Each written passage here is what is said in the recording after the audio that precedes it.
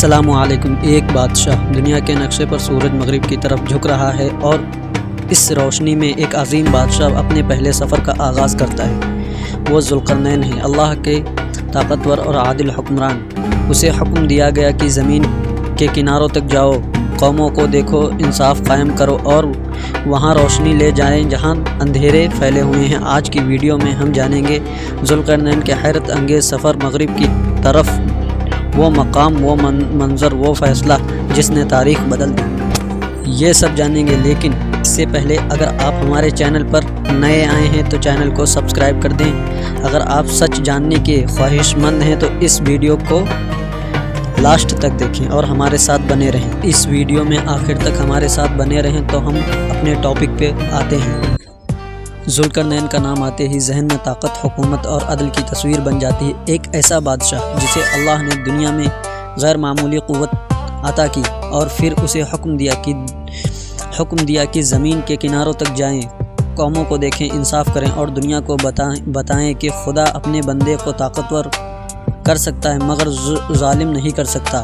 آج ہم بات کریں گے ذوالقرنین کے پہلے سفر، ایک ایسا سفر جو انہیں دنیا کے انتہائی مغربی کناروں تک لے گیا، وہاں جہاں زمین ختم ہو جاتی ہے اور سمندر آسمان سے جا ملتا ہے، جہاں سورج غروب ہوتے ہوتے ایسا لگتا ہے جیسے کالے کیچڑ والے سمندر میں ڈوب رہا ہو۔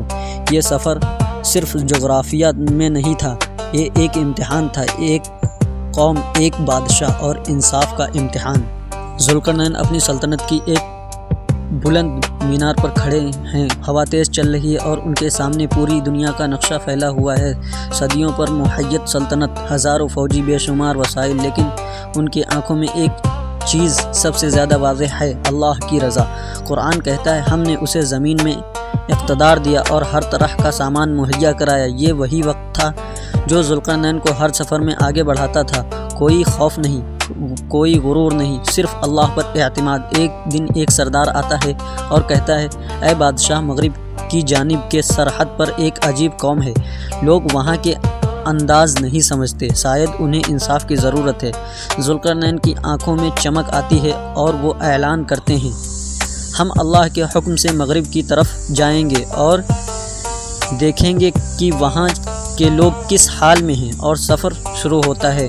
ذوالقرنین کی فوج پہاڑوں سے گزرتی ہے، صحرا عبور کرتی ہے، نیندوں کے کنارے کیچڑ میں قدم رکھتے ہیں، لیکن ان کا عزم نہیں ٹوٹتا۔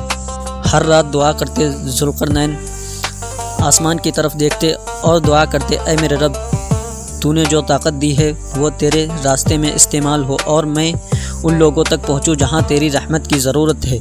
دن گزرتے جاتے ہیں، سفر سخت ہوتا جاتا ہے، لیکن ایک دن دور سے سمندر کے گرج سنائی دیتی ہے۔ پانی کی آواز بتاتی ہے کہ وہ دنیا کے انتہائی مغربی کنارے کے قریب پہنچ چکے ہیں۔ یہاں قرآن کہتا ہے حتیٰ کہ وہ سورج کے غروب مقام تک پہنچے اور انہیں ایسا محسوس ہوا جیسے سورج کا کالے کیچڑ میں سمندر میں ڈوب رہا ہو۔ یہ آیت ایک حیرت انگیز منظر بیان کرتی ہے۔ یہ کوئی حقیقت نہیں کہ سورج پانی میں ڈوبتا ہے، یہ انسان کی طرح نظر کی مطابق منظر تھا۔ جیسے آپ آج بھی سمندر کے کنارے جائیں تو سورج کو سمندر میں ڈوبتا ہوا دیکھتے ہیں۔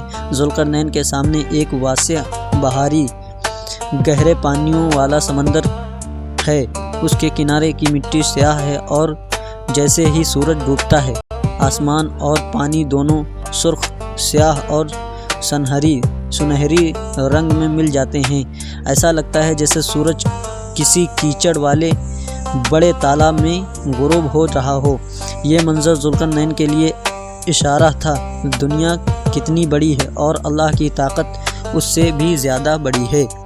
سمندر کے کنارے ایک عجیب قوم تھی، لوگ آزاد تھے مگر نظام، طاقت تھی مگر قانون نہیں تھا، انصاف کی کوئی شکل نہ تھی اور ظلم عام تھا۔ جب ذوالقرنین وہاں پہنچے تو لوگ ان کے گرد جمع ہو گئے، کچھ خوف زدہ، کچھ حیران، کچھ امید کے ساتھ۔ انہوں نے کہا، اے بادشاہ، یہاں بہت سے مجرم اور ظالم ہیں، لوگوں کی عزت، مال، جان محفوظ نہیں، کیا آپ ہمارے لیے انصاف کریں گے؟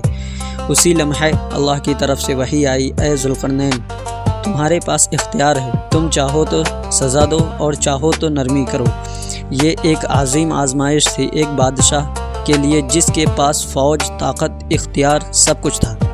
یہ دیکھنا ضروری تھا کہ وہ طاقت کو کیسے استعمال کرتا ہے۔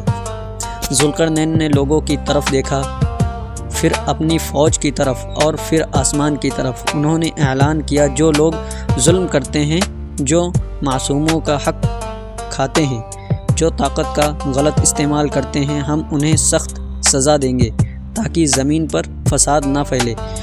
لوگ ایک دوسرے کو دیکھتے ہیں۔ انصاف کے اعلان کسی کے لیے خوشی ہے اور کسی کے لیے خوف۔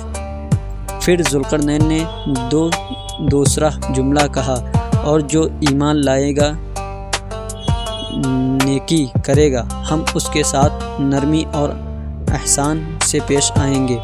یہ الفاظ ایک مکمل اسلامی ریاست کا بنیادی اصول ہے، سزا ظالم کے لیے اور رحمت نیکی کے لیے۔ ذوالقرنین چند دن اس علاقے میں رہے۔ انہوں نے ہر شہر، ہر گاؤں، ہر محلے کا جائزہ لیا۔ مجرموں کو پکڑا گیا، لوٹے گئے مال کو واپس کیا گیا۔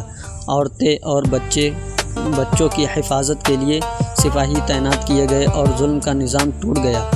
یہ سختی نہیں تھی، یہ عدل تھا۔ عدل کے بغیر کوئی قوم زندہ نہیں رہ سکتی۔ لوگ خوش ہو گئے۔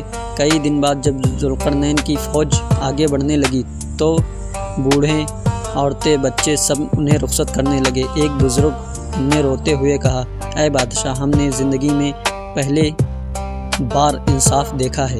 اگر دنیا میں ہر حکمران آپ جیسا ہو تو کوئی ظالم باقی نہ رہے۔ ذوالقرنین مسکرائے اور جواب دیا، انصاف میری طرف سے نہیں، یہ اللہ کا حکم ہے۔ میں بھی صرف ایک اللہ کا بندہ ہوں۔ اور یوں ذوالقرنین کا پہلا سفر مکمل ہوتا ہے۔ یہ سفر ہمیں یہ پیغام دیتا ہے، طاقت کا اصل مقصد ظالموں کو روکنا ہوتا ہے، اقتدار کا اصل کام لوگوں کی خدمت ہے، اور حکمران کا اصل معیار عدل ہے، جبر نہیں۔ یہ سفر صرف مغرب کی طرف نہیں تھا، یہ اندھیروں سے روشنی کی طرف لانے کا سفر تھا۔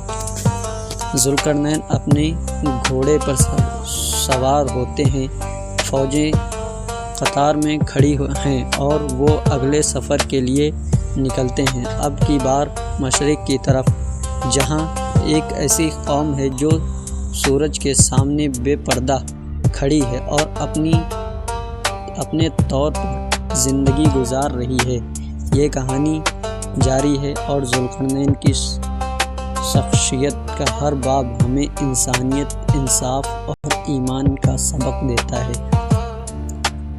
اگر آپ کو ویڈیو اچھا لگا ہو تو لائک کریں، سبسکرائب کریں۔ ہمارے چینل پہ نیو آئے ہیں تو چینل کو سبسکرائب کریں، بیل آئیکن دبائیں، اور دوسرے چیپٹر کے لیے کمنٹ کریں، دوسرے پارٹ کے لیے کمنٹ کریں، لائک کریں، اور کون سی بات آپ کو زیادہ پسند آئی وہ کمنٹ کریں۔ السلام علیکم، جزاک اللہ خیرہ۔